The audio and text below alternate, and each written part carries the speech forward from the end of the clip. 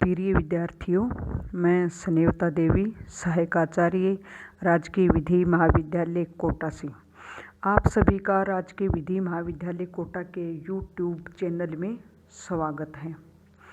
और मैं आशा करती हूँ कि आप अपने घर पर स्वस्थ होंगे, सुरक्षित होंगे और आपका परिवार भी स्वस्थ और सुरक्षित होगा। इन्हीं शुभकामनाओं के साथ शुरू करते हैं आज का टॉपिक मुतवली। मतलब अपन ने इससे पिछले टॉपिक में पढ़ा था कि वक़्फ़ क्या होता है। ठीक है, तो मुतवली कौन होता है? जो वक़्फ़ के प्रबंधक या अधीक्षक को मुतवली कहा जाता है। मुस्लिम विधि के अनुसार वक़्फ़ की गई जो भी संपत्ति है वो खुदा में निहित होती है। ठीक है, और मुतवली का वक़्फ़ की संपत्ति में कोई स्वामित्व नहीं होता है, क्योंकि वह वक़्फ़ की संपत्ति का केवल प्रबंधक होता है, न कि स्वामी। उसका वक़्फ़ की संपत्ति में कोई हित नहीं होता है। मुतवली सिर्फ जो वक़्फ़ की संपत्ति है उसकी देख रेख करता है, उसकी संरक्षण करता है। उसका किसी भी प्रकार का अधिकार नहीं होता है। उसकी स्थिति मतलब एक न्यासी के समान होती है। ठीक है, अब है कि किसे मुतवली नियुक्त किया जाए। मतलब ये है कि मुस्लिम विधि में वक़्फ़ की जो संपत्ति है उसको देख रेख करने के लिए मुतवली किसे नियुक्त किया जाए। तो मतलब ये है कि मुतवली कोई भी व्यक्ति को जो कि स्वस्थचित हो, व्यवसक हो, साउंड माइंड एज ओ मेजोरिटी हो और किसी वक़्फ़ के अंतर्गत आवश्यक कर्तव्यों का पालन कर सकता हो, ऐसे व्यक्ति को मुतवली नियुक्त किया जा सकता है। ठीक है, निम्नलिखित व्यक्ति मुतवली के रूप में कार्य कर सकते हैं। कौन कौन? देखो, संस्थापक समय मुतवली का कार्य कर सकता है, और संस्थापक के बच्चे, स्त्री और गैर मुस्लिम, शिया वक़्फ़ में सुन्नी मुस्लिम, सुन्नी वक़्फ़ में सुन्नी मुस्लिम। ठीक है, मुतवली के पद के लिए लिंग या धर्म से संबंधित कोई प्रतिबंध नहीं है। किसी भी धर्म के स्त्री या पुरुष को मुतवली नियुक्त किया जा सकता है। मतलब मुतवली पद के लिए लिंग और धर्म कोई किसी प्रकार की बाधा उत्पन्न नहीं करता है। कोई भी व्यक्ति जो कि स्वस्थचित हो, व्यवसक हो, मतलब अव्यवसक को मुतवली नियुक्त नहीं किया जा सकता। किसी धर्म के स्त्री पुरुष मुतवली नियुक्त किए जा सकते हैं। मुतवली को वक़्फ़ के अंतर्गत विशेष कर्तव्यों का पालन करने में मतलब जो भी कर्तव्य हैं उनको पालन करने में समर्थ होना आवश्यक है। ठीक है, मुतवली को मतलब किसे मुतवली नियुक्त किया जा सकता है। अब है कि मुतवली की नियुक्ति कौन कर सकता है। ये तो हो गया कि किसे नियुक्त किया जा सकता है, लेकिन इसकी नियुक्ति कौन कर सकता है। ठीक है, सामान्य नियम ये है कि संस्थापक जब वक़्फ़ का निर्माण किया जाता है, वक़्फ़ का मतलब जो संपत्ति वक़्फ़ की जाती है, जो अल्लाह है खुदा में निहित हो जाती है, उसको निर्मित करते समय संस्थापक वक़्फ़ का मुतवली नियुक्त कर सकता है। किंतु यदि बिना मुतवली नियुक्त किए भी वक़्फ़ किया जाए हो सकता है, लेकिन दिए गए क्रम में जो कि मुतवली व्यक्ति नियुक्त कर सकते हैं। संस्थापक कौन करेगा मुतवली की नियुक्ति? संस्थापक समय।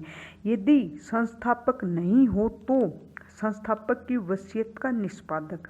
ठीक है, यदि संस्थापक है तो संस्थापक ही करेगा, संस्थापक नहीं है तो संस्थापक की वसीयत का निष्पादक। और यदि वह भी नहीं है तो अपनी मृत्यु शैया पर मुतवली। और वह मतलब कौन करेगा? यदि ऊपर की दोनों स्थितियों में यदि मुतवली की नियुक्त नहीं की जा सकती तो अपनी मृत्यु शैया पर मुतवली स्वयं करेगा।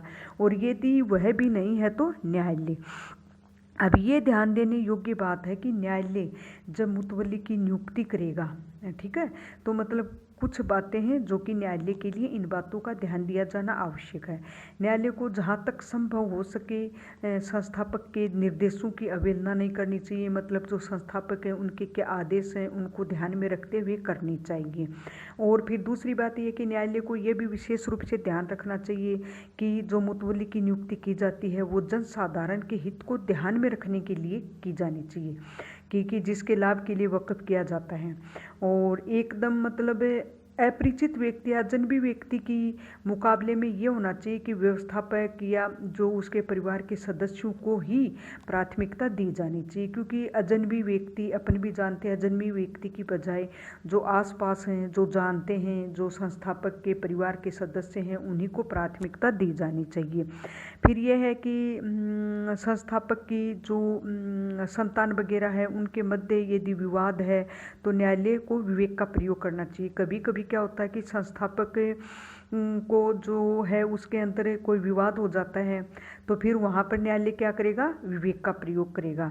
और कुछ ऐसी स्थिति परिस्थिति उत्पन्न हो जाती हैं तो मतलब जनता के समूह द्वारा भी मुतवली नियुक्त किया जा सकता है। ठीक है, अब है मुतवली की शक्तियाँ और कर्तव्य की मुतवली के क्या क्या कार्य हैं। देखो, पहले भी बता चुकी हूँ, मुतवली एक ऐसे सभी कार्य कर सकता है जो कि स्थिति परिस्थितियों के अनुसार वक्फ संपत्ति की रक्षा एवं उस वक्फ को देख रेख के लिए प्रशासन के लिए युक्त हो, रीजनेबल हो, उचित हो।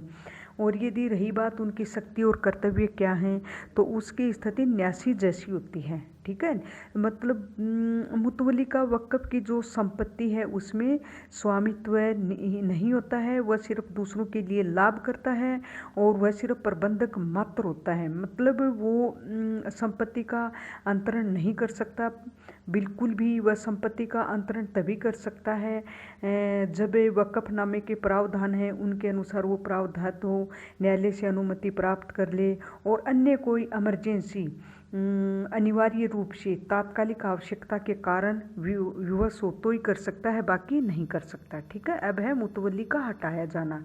कौन कौन से कारण हैं कि जिसके कारण एक मुतवली को हटाया जाना या उसका हटाना पड़ता है। तो सीधी सी बात है, यदि मुतवली कभी अपने पद का दुरुपयोग करता है तो उसको हटाया जा सकता है। और यदि वो उसकी संपत्ति को अपने निजी काम के लिए प्रयोग में लेता है तो हटाया जा सकता है। और उसके पास अपने अधिकार में पर्याप्त धन होते हुए भी, धन है तो भी, जो भी वक्फ संपत्ति परिसर है उसकी मरम्मत नहीं करता है या उपेक्षा करता है या ढंग से सुरक्षित नहीं रखता है, जानबूझकर संपत्ति को नुकसान पहुंचाता है, हानि पहुंचाता है या उसका मिसयूज करता है या दिवालिया हो जाए, या मतलब जो भी खर्चे हैं वो वक्फनामे के विरुद्ध खर्चा कर रहा है, या मतलब जो वक्फ संपत्ति है अपने निजी कार्यों के लिए खर्च कर रहा है, या शारीरिक या मानसिक रूप से अयोग्य हो गया है। मतलब ऐसे कई कारण हैं जिनके कारण मुतवली को हटा सकते हैं, मतलब उसकी पदच्युति की जा सकती है। यह वाकिफ समय प्रथम मुतवली है।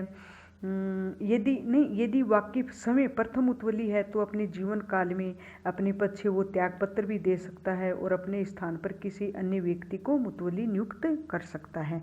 ये मतलब मुतवली कौन होता है, सीधी सी बात है कि जो अपन ने पहले पढ़ा था, जो संपत्ति वक्फ की जाती है और उस संपत्ति की देख रेख के लिए मुतवली नियुक्त किया जाता है। तो मुतवली किसे नियुक्त किया जाता है, कौन कर सकता है, मुतवली का क्या कार्य है, क्या अधिकार है, क्या दायित्व हैं और किन किन परिस्थितियों में उसे हटाया जा सकता है। कई बार आपके एग्जाम में मुतवली से संबंधित शॉर्ट नोट भी पूछा जाता है, बड़ा क्वेश्चन भी आ जाता है।